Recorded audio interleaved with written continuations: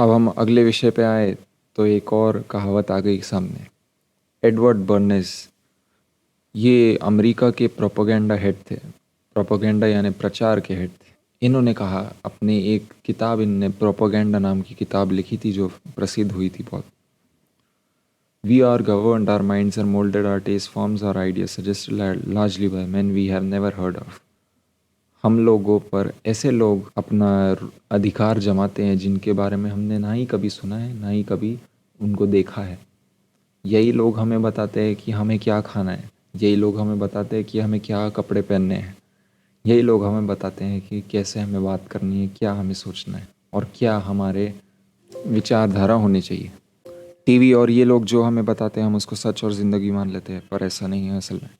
यही अंतर्राष्ट्रीय संगठन बच्चों को ट्रैफिक कर रहे हैं, बच्चों को अगवा कर रहे हैं, लोगों को बेचकर उनकी तस्करी चला रहे हैं।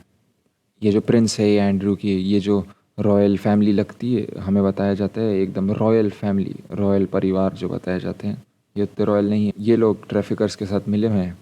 साथ ही ये जो पोप है, ये जो भी ईसाई भाई देख रहे होंगे उनको भी मैं बताना चाहूँगा, ये पोप जो है वो पोप है ही नहीं इस बार। एक पहला जेसुइट पोप है और इसके साथ काफ़ी कार्डिनल ऐसे देखे गए हैं जिन जो तस्करी के मामलों में पकड़े गए हैं, पर हम इनको अपने धर्मगुरु मानने लग जाते हैं। क्या हमारे ग्रंथ भी इनको ही धर्मगुरु बताते हैं? क्या हमारे ईश्वर बताते हैं कि ये ईश्वर है? नहीं, वो नहीं बताते, क्योंकि ये लोग पाखंडी है। ये पाखंडी लोग हमारा कार्य चला रहे हैं और हमारी दुनिया पर हमको आदेश दे रहे हैं कि क्या करना है, क्या नहीं करना है। ऐसा ही समय आ चुका है। ये आप देख सकते हैं कई जगह ये लोग रेप्टाइल का चिन्ह अक्सर इस्तेमाल करते हैं। हमारे मस्तिष्क में भी एक रेप्टिलियन का हिस्सा रहता है, जैसे रेप्टिलियन कहा जाता है। ये हिस्सा जो है केवल बचने का उपाय ढूंढते रहता है, सर्वाइवल एस्पेक्ट पर अड़ा रहता है। यही हमारा मस्तिष्क का हिस्सा है जिसके पीछे ये हमको भेजते रहते हैं। आखिर ये लोग तस्करी कैसे चलाते हैं?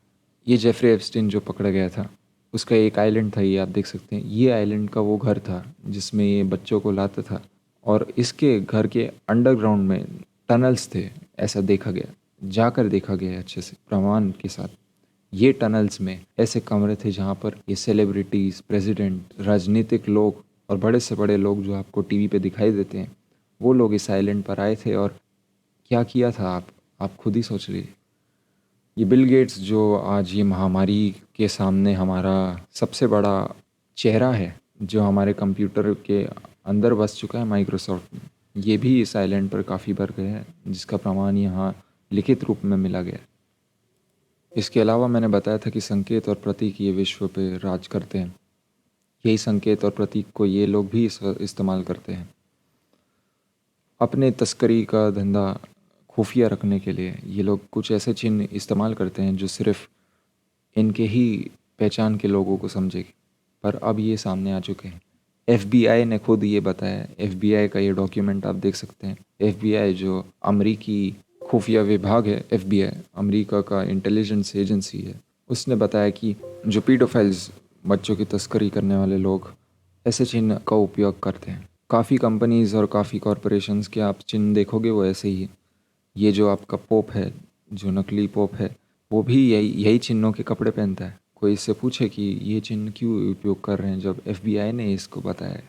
ये वॉल्ट डिज्नी, डिज्नी हम बचपन में हम अपने बच्चों को डिज्नी अक्सर दिखाते हैं, पर आपको ये पता होना चाहिए कि डिज्नी का जो वाइस प्रेसिडेंट है वो खुद तस्करी के मामले में फंसा हुआ था। और इसी कारण से आप देख सकते हैं कि डिज्नी के काफ़ी पिक्चरों में, काफ़ी मूवी और शोज़ में बच्चों को जो हम दिखाते हैं अपने टीवी पर, यही सिंबल्स का उपयोग किया जाता है। ये यूं ही नहीं होता। ये सारे लोगों को मज़ा आता है अपना ताकत दिखाने में, और ये एक दूसरे से इस तरीके से बातचीत करते हैं।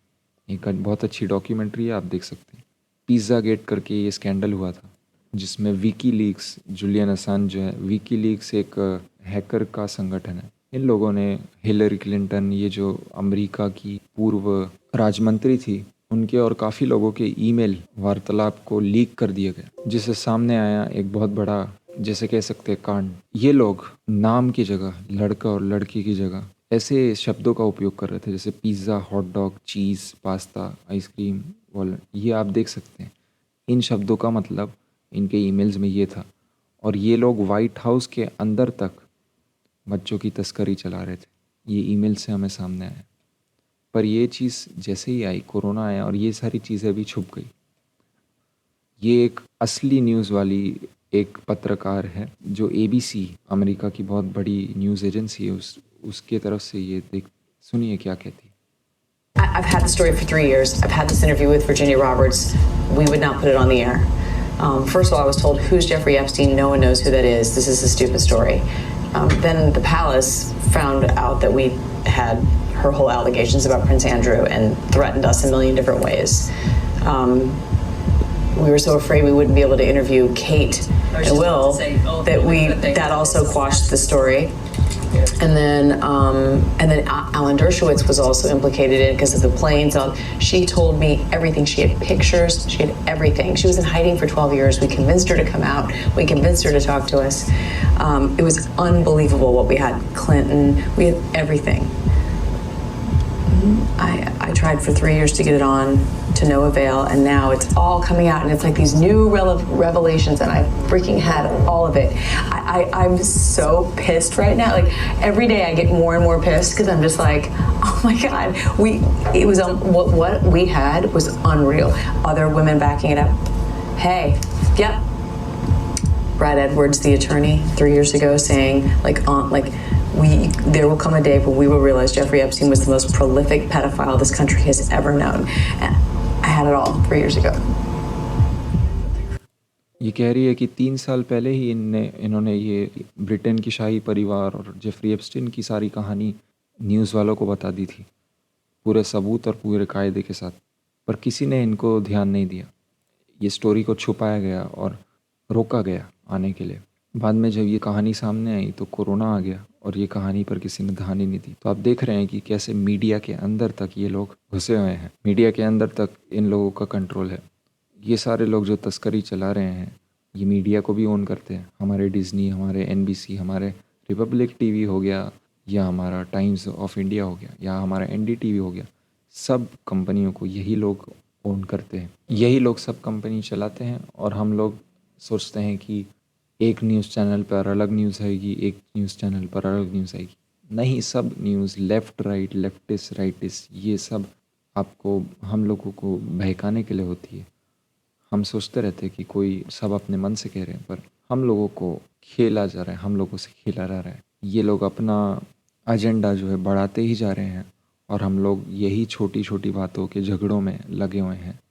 जिस तरीके से लेफ़्ट राइट, हिंदू मुसलमान में झगड़ा लगाया जाता है, जिस तरीके से इन लोगों ने इंडिया पाकिस्तान को बांट दिया और इतनी चीज़ें कर दी, इतने लोगों की मौतें कर इनके कारण हुई, उसी तरीके से हमें अभी भी खेला जा रहा है।